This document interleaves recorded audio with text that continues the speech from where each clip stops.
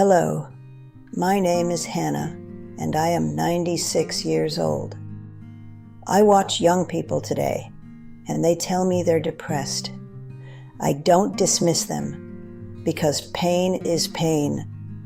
But I do tell them this: you have more power than you think.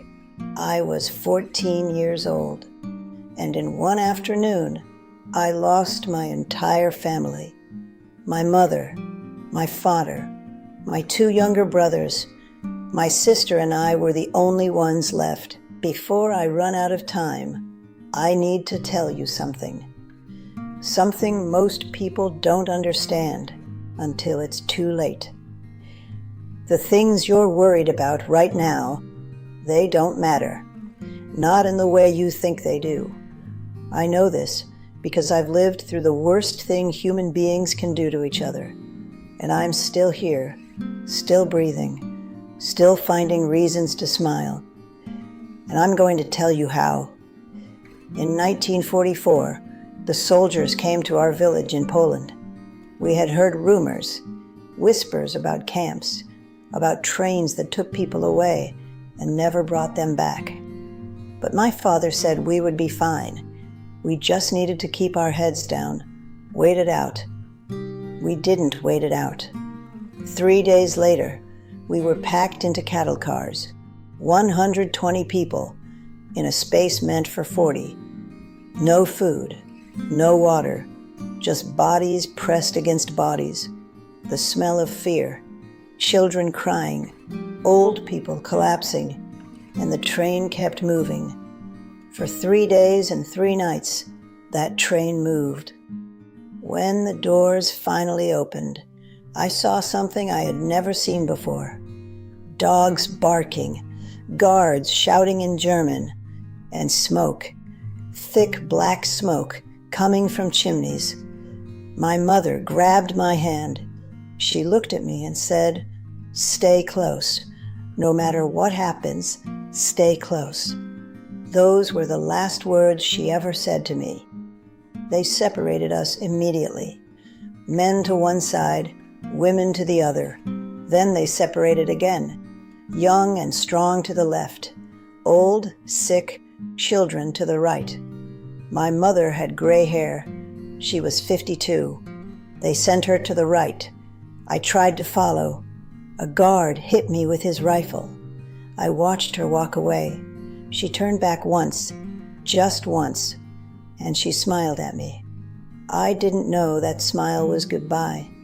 I didn't know the right line was the line to the gas chambers. I found out 3 hours later when I asked where she was. A woman in my barracks laughed. Not a happy laugh, a broken laugh. "You see that? That's where your mother is now. They shaved our heads, gave us numbers. Mine was tattooed on my left arm. I can still see it when I look down. That was my name now. Not a person, a number. We worked 14 hours a day. If you were too slow, they shot you. If you were too weak, they sent you to the gas. If you got sick, you disappeared. There were no second chances." My sister worked in a different part of the camp. I only saw her twice in 11 months. The first time, she looked thin but alive. She told me to hold on. The second time, she could barely stand. She died 2 weeks before the Americans arrived. Typhus, 2 weeks before freedom. There was a woman in my barracks. Her name was Marta. She was maybe 40, maybe 50. Starvation ages you. It was hard to tell. She had lost her husband and 4 children in the first week. Watch them all go to the gas chambers, all of them at once. And every morning after that, Marta would wake up and she would sing, quietly, so the guards wouldn't hear. Old folk songs from her village, lullabies she used to sing to her children. At first, I thought the grief had broken her mind. I thought she had simply gone somewhere else inside herself, somewhere the rest of us couldn't follow. But one night I asked her, "How can you sing after everything?" and she looked at me with these empty eyes and said, "Because if I stop singing, I stop being human, and I won't give them that." Marta died 3 weeks later, typhus, but I never forgot what she said. She chose to hold on to her humanity when everything around her was inhumane. That's power, real power, not the power to control what happens to you, the power to control yourself. I think about Marta often, more than anyone else from those 11 months, because she taught me something no philosophy book ever could, that the last freedom, the one they can never take, is the freedom to decide who you are inside what is happening to you. They took everything from her, and she still chose to be human. That choice cost her nothing, and it was worth everything. When the Americans came in April 1945, I weighed 68 pounds. I couldn't walk. I couldn't speak. I just lay there and watched the soldiers cry. Grown men, soldiers who had seen war, and they cried when they saw us. That's when I knew how bad it really was. They asked me if I had family. I said no. They asked me where I wanted to go. I said I don't know. I had no home, no parents, no country that wanted me. I was 15 years old, and I had nothing, not even a name, just a number on my arm. I spent 2 years in a displaced persons camp, waiting. Everyone around me was broken. Some people never spoke again. Some just stared at the wall until they died.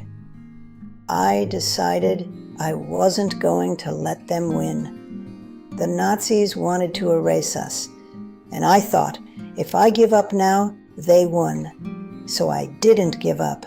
In 1947, I got on a boat to America. I had $3 in my pocket. I spoke no English. I knew no one, but I was alive, and that was enough. I worked in a factory for 11 years, sewing buttons on coats, 12 hours a day, 6 days a week. I taught myself English by reading newspapers I found in the trash. I met a man, another survivor. He had lost everyone too. We understood each other in a way no one else could. We got married in 1952, had 3 children, built a life. In 1953, they put my first daughter in my arms. I cried for 3 hours. The nurses thought something was wrong, but nothing was wrong. Everything was right. I was holding new life, life that came from me who was supposed to die in a gas chamber, me who they tried to erase. And here I was, creating something they could never destroy. It felt like the biggest act of defiance I had ever known. I named her Sarah, after my mother, and I made her a promise that day. I would never be too busy. I would never postpone time with her. I would never assume there would be more time later, because I knew better than anyone. There isn't always more time later. But for years I was still carrying something heavy. Guilt. Survivor's guilt, they call it now. Then, we had no name for it. We just lived inside it. I would wake up in my bed in America, safe, warm, fed, and I would feel guilty that I survived when my family didn't. Guilty that I was building a life when millions were ash. Guilty every time I laughed, every time I felt happy, every time I let myself enjoy a single moment. The guilt was worse than the hunger ever was, because hunger ends. Guilt has no bottom. In 1955, I went to a survivors group. 10 years of carrying this weight. There was a rabbi there. He had survived Treblinka, lost everyone, just like me. And he said something that changed my life. He said, "The dead don't want your guilt. They want your joy. They want you to live the life they couldn't live. That's how you honor them." So I made another decision. I decided to live for all of them. For my mother who never got to see her grandchildren. For my sister who never got married. For my brothers who never grew up. For the millions who never got a chance. I would find joy, not despite what happened, but because of it. People ask me all the time, how do you move on from something like that? And I tell them the truth. You don't move on. You move forward. There's a difference. Moving on means forgetting. I will never forget. I see my mother's face every single day. I carry all of it with me, but I don't let it stop me from living. For years, though, even in America, I still lived small. Afraid to travel, afraid to trust, afraid to be happy because happiness could be taken away. Until one day my daughter Sarah, she was maybe 40, said something to me. She said, "Mom, they took your childhood. Don't let them take your life too." She was right. I had survived the Holocaust, but I wasn't really living. I was existing, going through the motions, afraid to feel too much, afraid to want too much, afraid to be happy because happiness could be taken away. I had escaped the camp, but I had built a smaller one inside myself, made of fear, made of waiting for the next terrible thing. So at 67 years old, I made one more choice. I chose to stop being afraid. My husband and I took a trip to Israel. First time on a plane. First time leaving the country since I came to America. I was terrified, but I went anyway. And standing at the Western Wall in Jerusalem, surrounded by Jews who were free, who were thriving, who were alive, I understood something. We won. Hitler wanted to destroy us, and we're still here. Not just surviving, thriving. That is the ultimate answer to evil. Living well. I'm 96 years old now. I've buried my husband. I've buried friends. I've buried children. Yes, children. My son died in a car accident when he was 52, and I thought that would be the thing that finally broke me. But I survived that too. You want to know the secret? There is no secret. You just keep going. One day at a time. One breath at a time. You wake up, you put your feet on the floor, you make a choice to live that day, and then you do it again the next day. People think strength is about not feeling pain. It's not. Strength is feeling the pain and living anyway. I feel everything. I cry. I grieve. I rage at the unfairness of it all, but I don't let it stop me. I never let it stop me. That is the whole lesson. That is the only lesson. You feel it, and then you keep going. I have 7 great-grandchildren. The youngest is 3. She calls me Bubby. She doesn't know about Auschwitz yet. She just knows I'm old, and I give her cookies. And that's okay. She'll learn when she's ready. The older ones, they know. They've seen the number on my arm. And I tell them everything, not to scare them, but because the world needs to remember. There are people today who say the Holocaust never happened. They say it's exaggerated, made up. And when I hear that, I want to show them my arm. But I don't scream. I just tell my story, over and over, to anyone who will listen. Because once my generation is gone, there will be no more witnesses. No more survivors to say, I was there, I saw it, it happened. And that terrifies me. So here is what I need you to understand. You have a choice in how you respond to pain. You can let it destroy you, or you can let it shape you into something stronger, something more alive.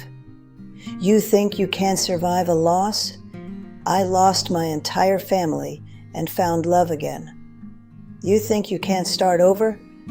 I started over at 15 with nothing, not even a language, not even a name.